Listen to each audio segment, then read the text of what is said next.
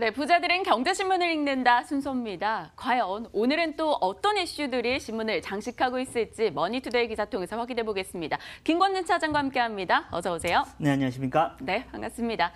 첫 번째 저희가 들여다볼 이슈로 금융주를 좀 꼽아봤습니다. 네. 오늘 우리은행을 비롯해서 기업은행, 여러 은행주들, 금융주들의 실적이 쏟아지지 네, 않겠습니까? 그렇죠. 네. 그 우선에서 나온 게 바로 KB금융이었는데요. 대규모 비용이 발생했다. 이로 인해 실적이 부진했다라는 겁니다. 증권가에서는 목표 주가를 낮춰잡기도 했는데요. 연결 순이익을 들여다봤더니 2,001억 원을 기록했습니다. 컨센서스 무려 55%나 하회했는데요. 희망 퇴직 비용이 있었고 특별 보로금 등의 인건비가 발생했다는 겁니다. 그리고 야심차게 이 집안으로 들였던 KB증권이나 KB손보, 이 비은행 계열사 실적이 부진했기 때문에 이번 실적이 좋지 않았다라는 겁니다. 이래저래 비용이 많이 들었다라는 건데요. 2016년부터 17년 내내 올랐다가 지난해 7만 원 고점 찍고 네네. 지금 수준까지 떨어져 있는데 이 KB금융 어떻게 보십니까? 우선은 좀 밸류에이션은 그래도 싸다라는 이런 얘기를 해드릴 수 있습니다. 싸긴 싸죠. 네, 싸긴 싸다. 근데 수급이 더 올라오지를 않다. 그리고 어떻게 보면 좀 이렇게 이슈들이 별로 없다라는 거 얘기를 해드리겠습니다. 그런데 이번에 실적까지 별로 좋지 않게 나왔다. 물론 4분기를 보면 대부분 이런 금융사들이 4분기 실적은 좋지 않습니다. 물론 대부분의 이런 금융 종목들을 이렇게 하지만 KB금융은 좀 달라야 되지 않나라는 생각을 많이 했었던 게 사실이었는 것 같은데요. 실제적으로 이런 이런 은행권에서 실제적으로 쇼크가 좀 많이 크게 터져버렸다라는 거 얘기를 해드리겠습니다. 어떻게 보면 그룹사로서 이제 우리 앞서 나가자라고 했는데 어떻게 보면 이쪽 라인에 더 마이너스 요인이 더 커져버렸다라는 거 얘기를 해드리겠고요. 이번에도 그래도 끝나고 나서도 그런 식으로 얘기를 했습니다. 우리는 비은행권을 많이 더 키우겠다라는 이런 긍정적인 이런 시그널을 줬다라는 거. 그리고 가장 중요한 시그널은 뭐였냐면 그동안도 어떻게 보면 배당이 적지는 않았습니다. 거의 5% 가까이 되는 이런 배당 수익률이 나왔는데 그것보다도 더 크게 키워주겠다라는 겁니다. 어떻게 보면 하단은 바로 바닥은 분명히 잡아주는 거다. 실제 지금 현재 시장에서 별로 빠지고 있지 않는 이유도 바로 이겁니다. 바로 배당이 잡아준다. 그리고 밸류에이션이 싸다라는 것을 다 인식을 하고 있기 때문이다라는 거 얘기를 해드리겠고요. 아마 분명히 이것은 일시적인 쇼크가 될 수 있을 것 같고요. 어떻게 보면 길게 보면 지금 정도 구간에서는 좀 중장기적인 이런 투자가 들이라면 지금 정도는 싸다라는 이런 인식을 하면서 좀 매수에 동참해 봐도 되지 않을까라는 얘기를 드리겠습니다. 지난해는 금리 인상에 대한 기대가 한껏 있었음에도 불구하고 그렇죠? 주가가 떨어졌어요. 근데 올해는 금리 인상 기대도 낮은 상황이고 네네.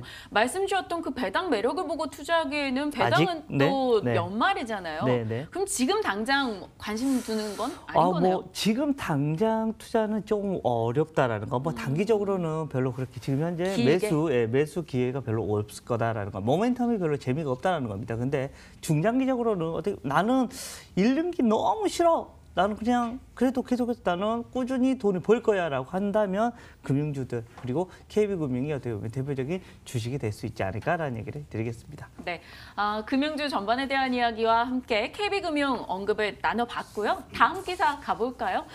오늘 장에서는 딱히 이슈가 있어서 들썩임을 보이고 이런 종목은 아닙니다. 그런데 수급상으로 코스닥 시장에서 외국인이 금액 기준으로 제일 많이 팔고 있는 업체가 바로 대아TI가 되겠습니다.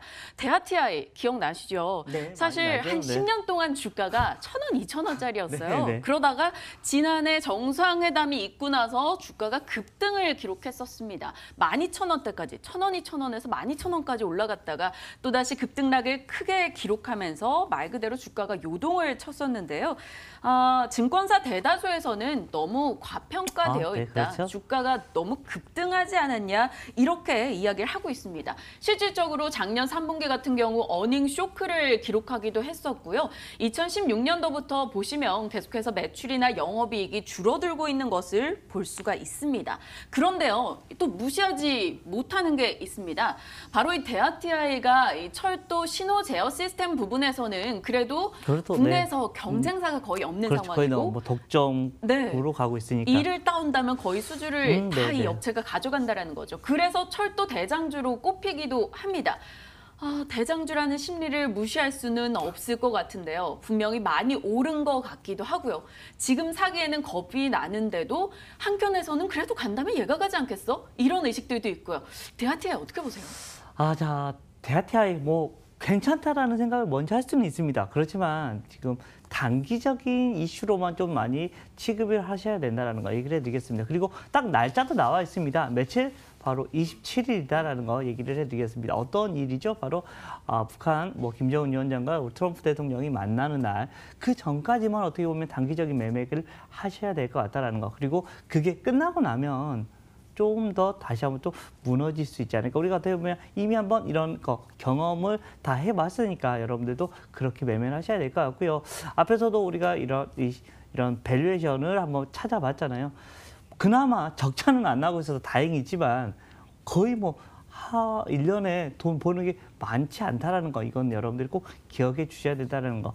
1,000원, 2,000원대에 있었다는 것은 그 회사의 밸류가 그 정도라는 얘기다라는 거. 물론 앞으로의 이런 우리나라와 이제 연결을 해주고 이렇게 해주면서 성장은 할 수 있죠. 그런데 거의 10배가 이미 올라 있는 이런 주식인데 얼마나 더 올라갈 수 있을까라는 이런 물음표를 찍는 게 어떻게 보면 정당한 밸류에이션을 찾는 과정일 것 같다라는 거 얘기를 해드리겠습니다. 심리적으로만 매매를 하셔야지 이거를 바이앤홀드는 지금 현재 구간은 아닌 것 같다라는 거 이야기를 해드리도록 하겠습니다. 트레이딩 관점에서 대응해보자. 그것도 2월 말이라는 시한이 정해져 네, 있으니까 그렇죠. 네. 그 시간까지 바라보자. 이렇게 정리를 할 수 있겠네요.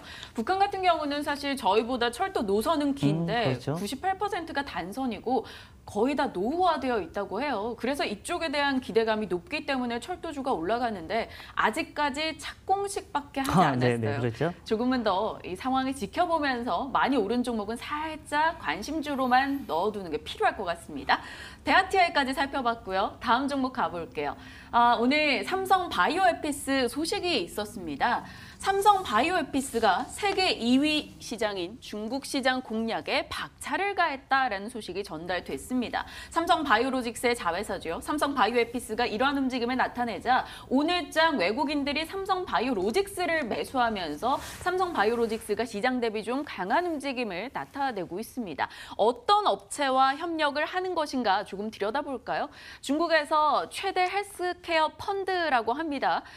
두 번째 파트너십을 이 업체와 체결을 하게 됐고요. 세종의 중국 시장 진출 소식이 들려왔습니다. 온트루잔트, SB11, SB12 어렵네요. 네, 이름이 좀 어렵네요. 어찌됐건 바이오시밀러 세종을 이제 중국에서 영업을 하겠다라는 건데 아무래도 이번 이슈는 기대할 만하지 않나 싶은데 주가는 2% 미만으로 오늘 올라가요. 왜 그럴까요? 우선은 그렇습니다. 삼성 바이오에피스 하면 삼성 바이오로직스를 여러분들이 바로 떠올리셔야 될 것 같고요. 사람들이 내가 실제적으로 삼성 바이오에피스를 투자하고 싶어라고 얘기를 하시면 실제로 이거는 좀 불가능하다. 실제 지금 현재 삼성 바이오로직스와 지금 해외사가 어떻게 보면 100% 가지고 있는 자회사다라고 생각을 해주셔야 될 것 같습니다. 실제적으로 어떻게 보면 삼성 바이오로직스의 핵심이죠. 실제 삼성 바이오 에피스에 대한 이런 이슈 때문에 실제적으로 어떻게 됐었습니까? 이거 너무 과대평가해서 너희들 이렇게 문제가 됐었던 게 바로 이 회사입니다. 삼성 바이오 에피스라고 생각을 해주시면 될 것 같고요. 그렇지만 이 회사가 핵심을 다 안다라고 생각하셔야 됩니다. 바로 바이오시밀러나 신약 개발을 이 회사가 하고 있기 때문에 실제적으로 삼성 바이오로직스의 안고가 바로 이 회사다라고 생각을 하셔야 될 것 같고요. 삼성 바이오로직스 앞으로도 어떻게 보면 에피스 덕을 위해서 계속해서 커갈 거라는 건 분명한 것 같다. 그리고 바로 바이오시밀러라는 영역 자체가 계속해서 물론 지금 현재 경쟁이 많이 격화가 되고 있지만 여기는 진입 장벽이 생각보다 높은 거다라고, 그리고 우리가 늙고 병드는다는 것은 어쩔 수 없이 알고 있다라는 거, 이 시장은 점점 더 커질 수밖에 없는 것이다라고 생각하셔야 될 것 같고요. 신약 개발 같은 경우도 이제 시작을 한다니까 이 회사는 좀 앞으로 더 무궁무진할 거다. 즉 바로 삼성 바이오로직스가 더 무궁무진하게 더 커질 수밖에 없다. 그리고 이번 당고 중국 시장이 이제 더 커질 수 있는 시장이 되다 보니까 아마도 삼성 바이오로직스의 주가가 좀 더 긍정적이지 않나라는 얘기를 드리겠습니다. 알겠습니다. 일단은 기대를 갖고 좀 지켜봐도 될 것 같고요. 오늘장 제약바이오 종목들 다수가 네. 좀 올라오고 네, 있잖아요. 그렇습니다. 좀 분위기 나아지길, 다시 한번 바이오 종목들이 매기가 좀 쏠려보길 기대해 보겠습니다.